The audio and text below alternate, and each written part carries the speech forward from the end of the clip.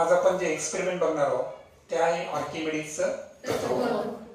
आता हे जे तत्व आहे हे तत्व फार सोपं आहे आणि हा जो शोध लागलेला आहे ना हा सहज लागलेला शोध आहे. कारण तुम्हाला दिलेला आहे युरेका शब्द दिलेला आहे, मला सापडले, आय हॅव फाउंड इट. आता हे झालं काय की जे बाथ टब असतं है ना, बाथरूम मध्ये एक टब असतं पहा, की त्या टबामध्ये जेव्हा हे वैज्ञानिक त्या बाथ टबचा वापर करू लागले की त्यांना कळलं की जेव्हा त्यांनी त्याच्यामध्ये प्रवेश केला तर त्यामधलं पाणी हे, आता मला सांगा एखाद्या आपण त्याच्यामध्ये जेव्हा उतरलो बाथ टब मध्ये तर ते पाणी सहजच काय होईल त्या ठिकाणी त्याच्यातून बाहेर पडेल, कारण त्या ठिकाणी आपलं शरीर त्या पाण्याची जागा काय करतो, व्यापून घेतो. मग आता याच्यावर आधारित आहे आर्किमिडीजचं तत्व. आता आर्किमिडीज तत्वामध्ये झालं काय की यामध्ये पहिल्यांदा आपण जे काल प्लाव बल पाहिलं बियॉन्ड फोर्स. आता हा बियॉन्ड फोर्स कुठे असतो, द्राव्य मध्ये, फ्लुइड मध्ये, म्हणजे एक तर तो हवेमध्ये असेल, वायूमध्ये असेल किंवा द्रवामध्ये असेल. ठीक आहे, तर द्रव आणि वायू या दोघांना आपण एकत्रितपणे काय म्हणतो, द्राव्य म्हणतो. आता तत्व असा आहे की जेव्हा एखादी वस्तू आपण द्राव्यमध्ये अंशतः किंवा पूर्णतः जर बुडालेली असेल तर अशा वेळेस जे प्लावक बल आहे त्या वस्तूवर कोणत्या दिशेने कार्य करतो, वरच्या दिशेने कार्य करतो. कोणत्या दिशेने, वरच्या दिशेने. काल आपण पाहिलं की beyond force is always directed upwards, म्हणजे तो फोर्स जो आहे म्हणजे वस्तूचं वजन, अर्थातच गुरुत्वीय बल हे कोणत्या दिशेने असतं, खालच्या दिशेने ना. वस्तूचं जे वजन आहे, वजनाला आपण वेट म्हणू, तर वेट व्हर्टिकली कसं असतं, डाऊनवर्ड, आणि त्याच्या विरुद्ध दिशेने व्हर्टिकली अपवर्ड म्हणजे वरच्या दिशेने कोणतं बल असतं, प्लावक बल, ज्याला आपण बियॉन्ड फोर्स म्हणलो. आता हे बल, प्लावक बल कार्य करतं. मग आता हे बल जे आहे त्याची आपल्याला व्हॅल्यू काढायची असेल, या बलाची काय करायची, आपल्याला व्हॅल्यू काढायची असेल, तर जेव्हा आपण त्याच्यामध्ये एखाद्या वस्तू बुडवली द्रवामध्ये तर काय होईल, याचं जे द्रव आहे ते काय होईल, बाहेर येण्याचा किंवा वर जाण्याचा काय करेल, प्रयत्न करेल. मग त्याच्यासाठी आपण एक काउंटिंग वाली एक बोरोसिलिकेट काच इथं वापरलेली आहे, बरोबर आहे का. आणि मग आता आपण कॅल्क्युलेट करू की किती पाणी त्या ठिकाणी काय होतं, वर जातं, बरोबर आहे का. हा, मग जितकं पाणी वर जाईल तितक्या वजनाचं बल, प्लावक बल हे काय झालेलं आहे, त्या ठिकाणी कार्यान्वित झालेलं आहे. कारण तुमच्या टेक्स्टबुक मध्ये एक स्टेटमेंट आहे पहा, स्टेटमेंट मी एक मिनिट बुक्स कॅरी कर, कारण टेक्स्टबुक मध्ये एक स्पष्ट स्टेटमेंट दिलं आहे की जे बल आहे ना, तर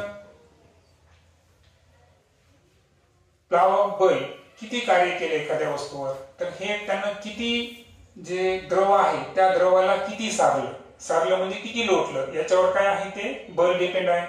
आता तुमच्या समोर ही एक बोरोसिलिकेट ट्यूब मी घेतलेली आहे. आता याची काउंटिंग जर पाहिली तुम्ही, ही थोडीशी वेगळ्या स्वरूपाची पहा. आता याचा वापर मुळात दुसऱ्या पद्धतीचा आहे, पण आपल्या लॅबमध्ये सध्या दुसरे साहित्य मला इतकी कल्पना नाही, तर सध्या जे आहे आपल्याकडे त्याचा आपण वापर करूया ना. महत्वाचं काय, आपल्याला संकल्पना समजून घेणे. आता या बोरोसिलिकेट काच मध्ये जर पाहिलं मी, तर एक 27 या पॉइंट पर्यंत काय झालेलं आहे, मी पाणी भरले आणि यामध्ये मी जो द्राव्य वापरला तो कोणता आहे, पाणी, म्हणजे लिक्विड वापरले, बरोबर आहे का. आता होतं काय की सपोज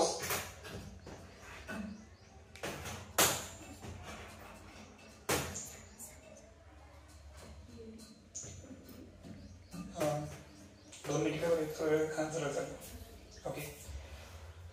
आता या ठिकाणी आपण काय माहितीये का, आता ही वस्तू जी आहे ना ही द्राव्य मध्ये आहे का नाही एवढं सांगायचं होतं. एक स्टुडंट इकडं असं काय करतो, फक्त स्ट्रेट धर, फक्त हल्लं नाही पाहिजे हे. ओके, दोरत वर वाटलंस. ओके. आता मग हिनं जे ही वस्तूला स्टेबल केलेलं आहे, मला सांगा ही वस्तू द्राव्य मध्ये आहे का नाही, आहे, कारण आजूबाजूला काय आहे, हवा आहे ना, बरोबर आहे का. आणि यानं हवेच्या काही भाग काय केलेला आहे, बाजूला सारलेला आहे. मग किती हवा बाजूला सारलेली आहे त्याचं वजन आणि जे प्लावक बल लावल्या चाललं त्याचं वजन हे दोन्ही कसं आहे, सारखं आहे, सेम आहे. कारण नियमच काय सांगतो, असं आवश्यक नाही की ही जी वस्तू आहे मी याला द्रवामध्ये बुडवल्यावरच आपला नियम सिद्ध होतो का, नाही. सध्या हवा हे सुद्धा काय आहे, द्राव्य आहे. कारण फ्लुइड मध्ये आपण द्रव घेतो आणि वायू घेतो. मग सध्या यानं सुद्धा काही वातावरणाची जागा काय केली आहे, ऑक्युपाय केलेली आहे. आणि म्हणून अशा वेळेस जी हवा या ठिकाणी बाजूला सारल्या गेली, पाहता इथं जी वस्तू आहे तिथं हवा आहे का, आता नाही, ती हवा बाजूला लोटल्या गेली. मग जी हवा बाजूला लोटल्या गेली तिचं वजन आणि या वस्तूवर लावल्या चाललेलं जे प्लावक बल आहे ते दोन्ही कसं आहे, सारखं आहे. बरोबर, ठीक आहे.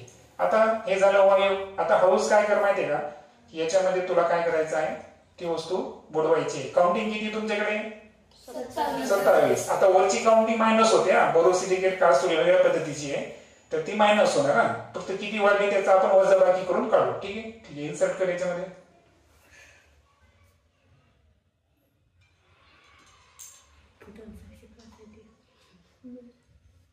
हा, ओके, बस. आता पहा, ही जी वस्तू आता इन्सर्ट केली या ठिकाणी, ही वस्तू पूर्णतः बुडालेली, बरोबर आहे का. आता यावेळेस माध्यम कोण आहे, पाणी. आता मला सांगा, अगोदरची काउंटिंग किती होती, 27. आताची काउंटिंग किती आहे, ठीक आहे. एक जण काय करा, ऑब्झर्व करा. तनुजे ये समोर आणि एक्झॅक्ट सांग की काउंटिंग किती आलेली आहे. ती निगेटिव्ह करावं लागणार आपल्याला. हा, ठीक आहे. अरे 27 होती अगोदरची, आताची किती आहे सध्याची, 24. म्हणजे पाणी जे आहे हे जे आपण द्रव वापरलं ते किती सेंटीमीटर वर आलं, 3 सेंटीमीटर. आता 3 सेंटीमीटर आकारमान असणाऱ्या पाण्याचं वजन आणि या वस्तूवर लावल्या चाललेलं प्लावक बल हे दोन्ही कसं असेल, सारखं असेल. हे आहे आर्किमिडीजचं तत्व. आता ही वस्तू 2 मिनिटासाठी आता आपण बाहेर घेऊ. प्रयोग समजला सर्वांना, ठीक आहे. 2 मिनिटासाठी बाहेर घेते. हा, ओके. आता ज्या पद्धतीनं आपला रूल्स होता तो रूल सर्वांना समजला. मग की एखादी वस्तू आपण कशामध्ये बुडवली, द्राव्यमध्ये अंशतः किंवा पूर्णतः जर बुडवली तर त्यावेळेला कोणतं बल कार्य करतं, प्लावक बल. आणि या प्लावक बल जे आहे तर हे बल त्या वस्तूने सारलेल्या द्रवाच्या काय असतं, वजना एवढं असतं. आता आपण याच्यामध्ये काय करू शकतो, 27 ते 24 म्हणजे किती सेंटीमीटर झालं, 3 सेंटीमीटर. तुम्ही काय करायचं, याच्यातलं पूर्ण पाणी जाऊ द्यायचं, 3 सेंटीमीटर एवढं पाणी ठेवायचं शिल्लक, बरोबर आहे का. कारण इथं आपल्याला व्यवस्था आहे पाणी बाहेर काढायची. मग बरोबर 3 सेंटीमीटर पाणी आपण घेणार आणि त्याचं काय करणार, आपण वजन मोजणार. ते वजन आणि त्या वस्तूवर लावल्या गेलेला बियॉन्ड फोर्स या दोघांची व्हॅल्यू कशी असेल, सारखी असेल, बरोबर. आता हा झाला पहिला प्रयोग. आता दुसरा प्रयोग आपल्याला एक करायचा आहे.